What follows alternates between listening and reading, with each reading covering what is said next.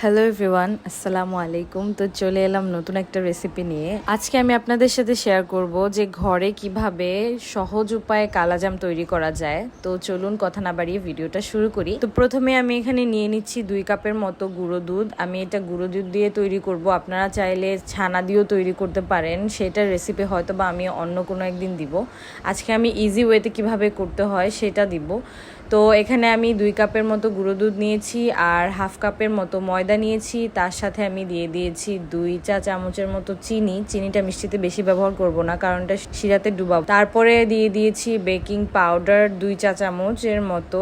তো এই সব কিছু দিয়ে একসাথে ভালোভাবে মিক্স করার পরে আমি এটার মধ্যে সামান্য একটু ঘি দিয়ে নিয়েছি। ঘিটাকে ভালোভাবে সবগুলো উপকরণের সাথে মিশিয়ে নেওয়ার পরে আমি একটা ডিম ফেটিয়ে দিয়ে দিব এটার মধ্যে। তো ডিমটা ভালোভাবে মাখানোর পরে আমি এটার মধ্যে প্রায় 1 কাপের মতো দুধ অল্প অল্প করে দিয়ে একটা পারফেক্ট ডো তৈরি করে নিব।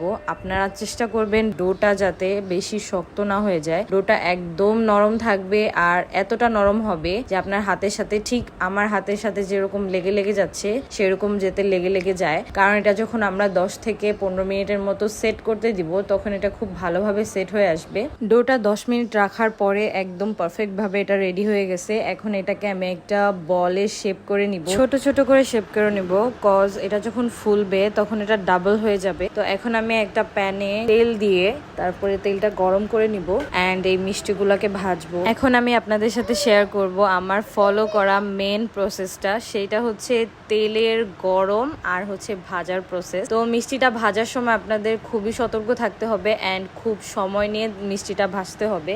এখানে তেলের পরিমাণটা যেহেতু খুব বেশি, কারণ আমরা ডুবো তেলে এটাকে ভাজবো, সো আমরা প্রথমে হাই হিটে একদম হাই হিট দিয়ে তেলটাকে গরম করে নিব। জাস্ট এতটুকু গরম করবেন যাতে আপনার একটা আঙুল ডিপ করে রাখা যায়। তো অতটুকু গরম হলে আমি একে একে করে সবগুলো মিষ্টি দিয়ে দিব। আমি 10টা করে মিষ্টি দিয়েছি, কারণ এটা যখন ফুলবে তখন ডাবল হয়ে যাবে। মিষ্টিটা দেওয়ার পরে আমি আঁচটা কমিয়ে একদম লোতে করে দিব এন্ড আমি 10 মিনিটের মতো ভেজে নিয়েছি। আমি আগে বলে দিয়েছি, ভাজার পরে যখন দেখবেন ডার্ক ব্রাউনিশ একটা কালার চলে আসছে তখন আপনারা এটাকে নামিয়ে ফেলবেন, কারণ নামানোর পরে আবারও একটু এটার কালার চেঞ্জ হবে আর একটু ডার্ক হয়ে যাবে।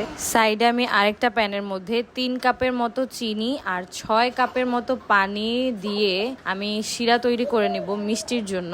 শিরাতে আমি বেশি কিছু ইউজ করব না, জাস্ট বলক চলে আসার পরে 2টা এলাচ দিয়ে দিয়েছি, শেষ। আমার গরম মশলার ঘ্রাণ এত একটা ভালো লাগে না এই শিরার মধ্যে। তারপরে আমি মিষ্টিগুলো একে একে দিয়ে দিয়েছি আর আপনারা চেষ্টা করবেন মিষ্টিগুলাকে ঠান্ডা করে দিতে। এতটুকু ঠান্ডা দিবেন যাতে আপনি হাত দিয়ে ধরতে পারেন। মিষ্টিগুলা দেওয়ার পরে আমি প্রায় 10 থেকে 15 মিনিট হাই হিটে এটাকে জাল করে নিয়েছি, বাট সেটার ক্লিপ নেওয়া হয় নাই, ভিডিও অন করতে মনে ছিল না। তো যাই হোক, জাল করার পরে মিষ্টিগুলো এভাবেই রেখে দিয়েছিলাম ঢাকনা খুলে 2-3 ঘন্টার জন্য। তারপরে যখন এটা একটু নর্মাল টেম্পারেচারে চলে এসেছে তখন আমি এটাকে ফ্রিজে রেখে দিয়েছিলাম। আর ফ্রিজ থেকে বের করার পরে এইটা হচ্ছে তার পরের দিনের ফাইনাল লুক। আমার মিষ্টিটা খুবই ময়েস্ট হয়েছিল আর খুবই খেতে মজা হয়েছিল। আপনারা অবশ্যই বাসায় ট্রাই করবেন। যদি আমার ভিডিওটা ভালো লেগে থাকে আমার পেজ একটা ফলো করে দিবেন, পাশে থাকবেন। আল্লাহ হাফেজ।